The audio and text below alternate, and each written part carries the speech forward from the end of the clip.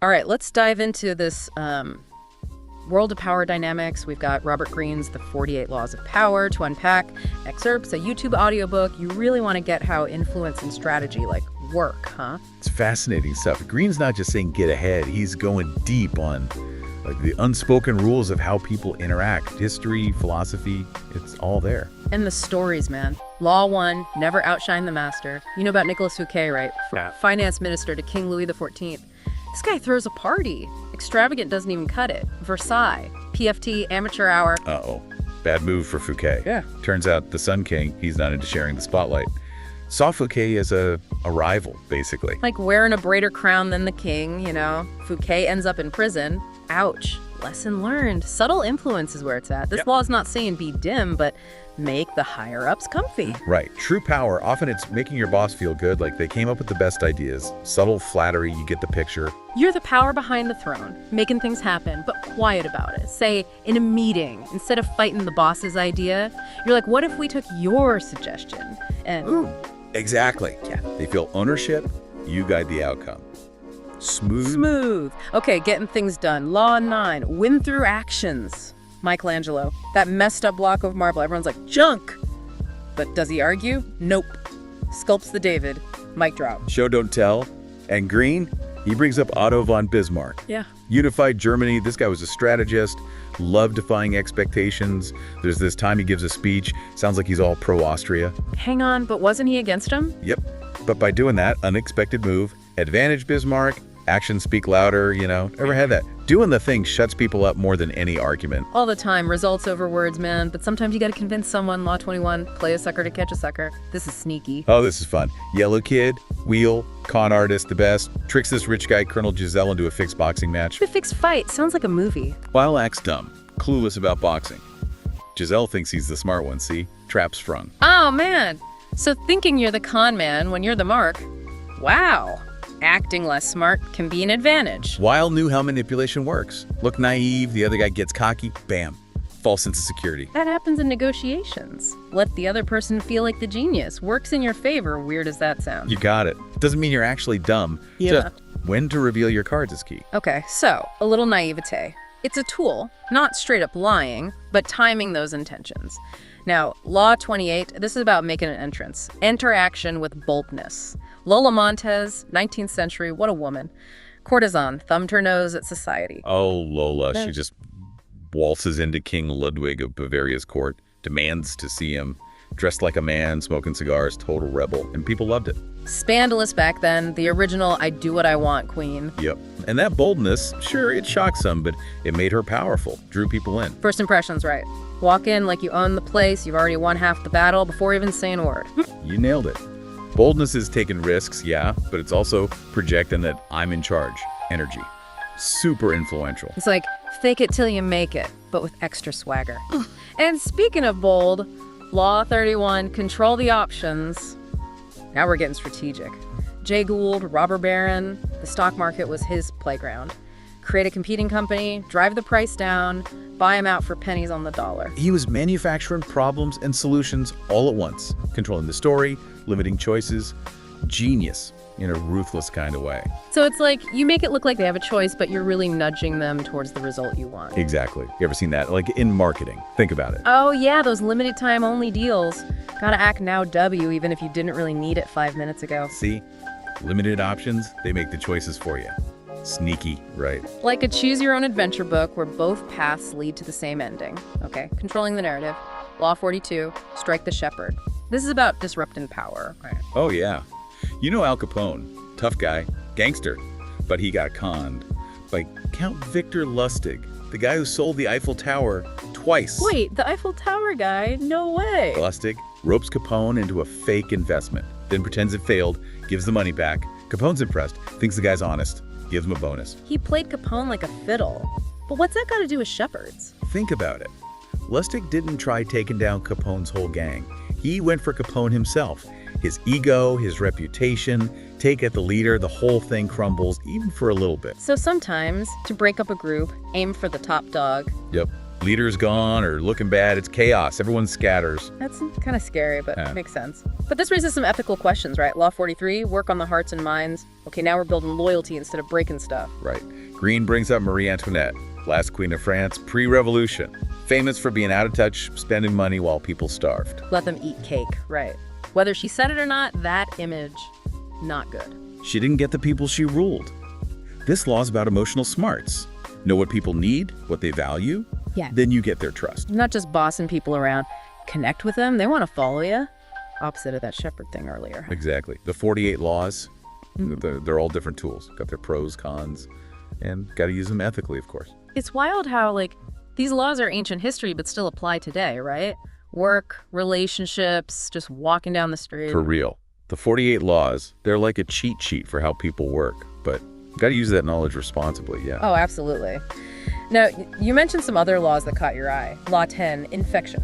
Avoid the unhappy and unlucky. Seems kind of harsh, avoiding people having a rough time.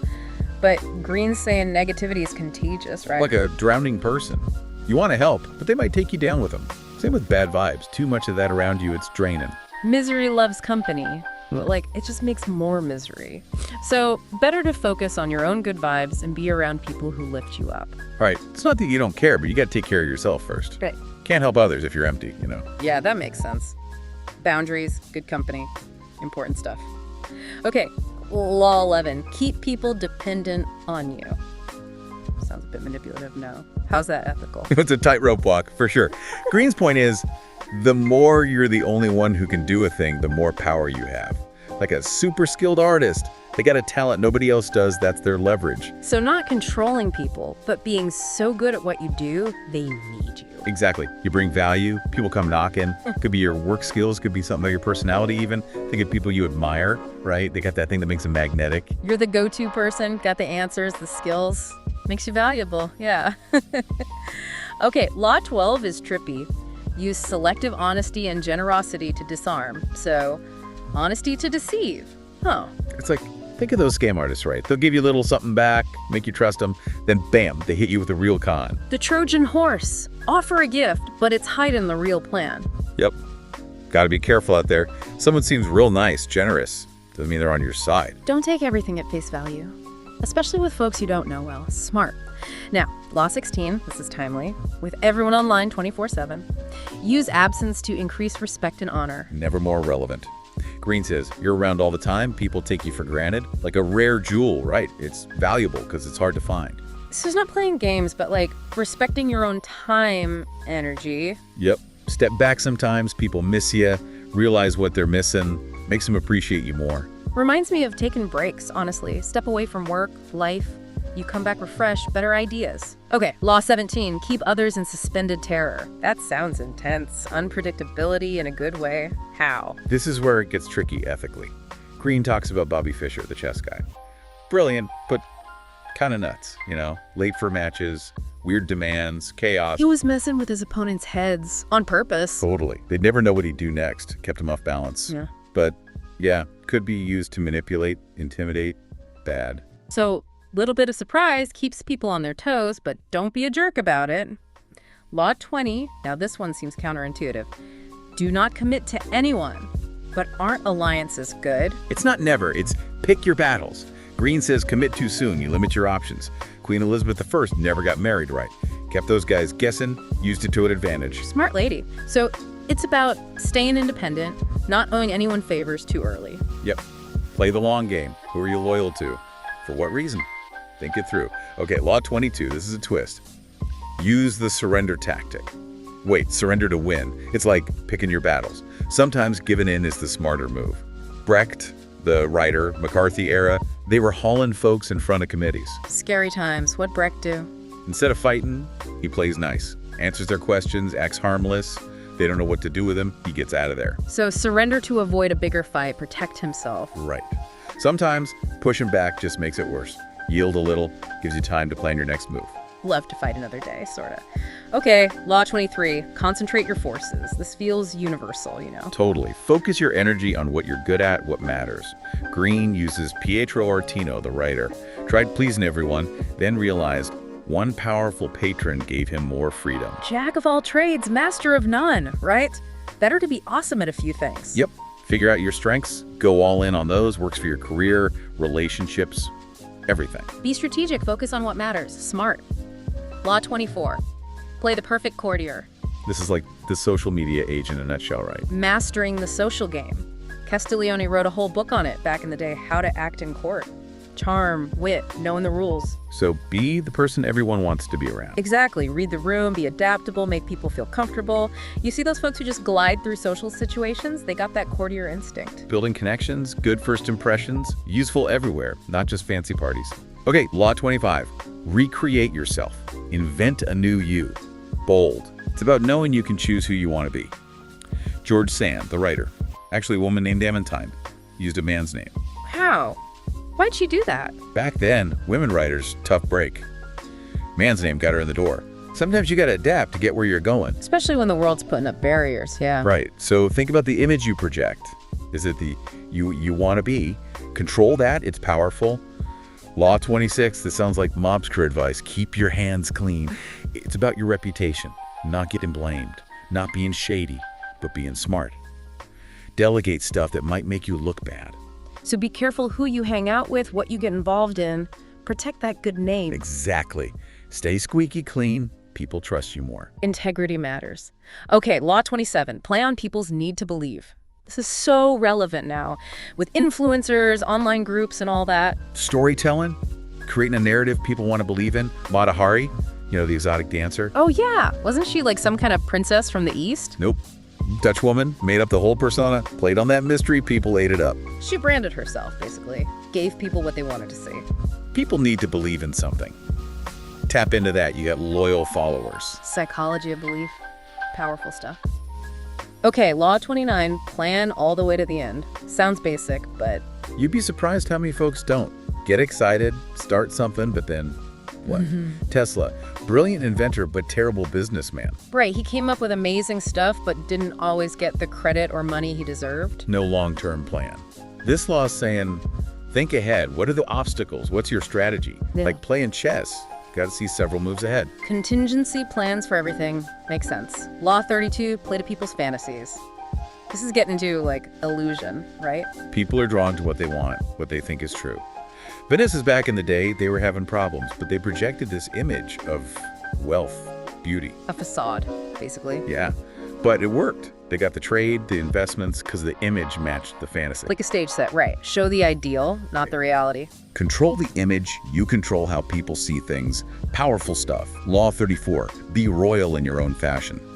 This is about confidence, right? Projecting that aura of authority. King Louis XIV, the Sun King, he knew how to do it. Symbolism, rituals, the whole 9 yards. Made sure everyone knew he was in charge. He got it. How you act, how you treat people, it all adds up to whether they see you as powerful. So you don't need a crown to act like royalty. It's how you carry yourself, the respect you give and command. Exactly. Own your space, be decisive, but also be fair. That's leadership, title or no title. Okay, Law 35, this one's huge. Master the art of timing. Applies to everything, right? Timing is everything. When to act, when to wait. Greene brings up Lao Tzu, the philosopher. Go with the flow, let things unfold naturally. Patience is key sometimes. Sometimes the best action is no action. There's a right moment for everything. Be observant, you'll see the signs. Wait for the opening, and strike. Okay, Law 38 is a bit, think as you like, but behave like others. Doesn't that stifle individuality? It's about knowing when to go along to get along. Social norms, they exist for a reason. Jonas Salk, the polio vaccine guy. Brilliant, but kind of rubbed people the wrong way. But he saved so many lives. Why would anyone give him a hard time? He didn't always follow the rules. This law is saying sometimes you got to fit in, especially with folks who don't like change. Pick your battles, basically. Don't stir up trouble unless it's really important. Law 39, this sounds like a recipe for trouble. Stir up waters to catch fish. Using emotions to your advantage could be risky, ethically. Haile Selassie, Emperor of Ethiopia, he was good at this. How so? He'd provoke his enemies, get them all wild up while he stayed calm, use their anger against him. Play it cool while everyone else is losing their heads. That takes skill. It does. Risky, though. Point is, emotions are powerful. Yours and other people's. Know how to handle them. Law 41, this is good advice for anyone following a legend. Avoid stepping into a great man's shoes. Living up to someone else's legacy is tough.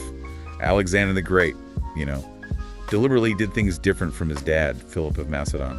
Alexander, one of the greatest military minds ever, why wouldn't he want to be like his dad, who was also a king? He knew to be great, got to be your own kind of great. Copying only gets you so far. Forge your own path, make your own name. I like that. Respect the past, but don't be chained to it. Law 44. Disarm and infuriate with the mirror effect. This is psychology stuff, right? Mirroring techniques. Alcibiades, back in ancient Greece, he was good at this. Flattery, deception. So act like the person you're talking to. Yep. Make them feel understood, validated. They'll like you more, be more open to what you want. You create an echo chamber. They just hear their own thoughts coming back at them. Exactly. Could be good, could be bad, depends on how you use it. Point is, people can manipulate you without you even realizing it. Be careful who you trust. Law 47, this one's about knowing your limits. Do not go past the mark you aimed for. When to stop, when you're ahead. Cyrus the Great built the Persian Empire. Amazing victories, but What happened? Guy conquered a ton of land, should have been on top of the world, right? he got cocky, thought he was invincible, didn't know when to quit, and it cost him. Classic case of too much of a good thing, huh? Stay humble, folks. For real. Celebrate the wins, but don't let them go to your head. Know when you've reached the goal, walk away. Law 48, the last one, assume formlessness. Being adaptable, right? Change with the times. Napoleon, brilliant general, but he got too predictable. Early on, he was winning because he was always one step ahead, doing the unexpected. Then what? Got stuck in his ways. Enemies figured him out. This law is saying, stay flexible, be open to new ideas. The world's always moving, you gotta move with it. Be like water, flow around obstacles, adapt to any situation. I like that. Man, Greene, he's like a historian, a therapist, and a battle strategist all rolled into one. These 48 laws, it's like he's given us the cheat codes to life. I know, right? And the best part is, it's not some simple do this, win that kind of thing. It makes you think. What's the play here? Where are the angles? We covered a lot, huh? Flattery, knowing when to quit, making yourself the MVP. Timing, image, all that. It's a lot. Yeah. But the point is, this power stuff, it's always happening, whether we realize it or not. Greene's given us the map, but we gotta choose the path, right? And use this knowledge for good, not evil. Exactly. This ain't about being a manipulator or taking advantage. It's about understanding how the game works so you can play it smart and fair. So, big question as we wrap this up. Knowing all this about power, how do we actually use it in our own lives to make better choices, not just win at all costs? Big question. It starts with knowing yourself. What are your goals? What do you believe in?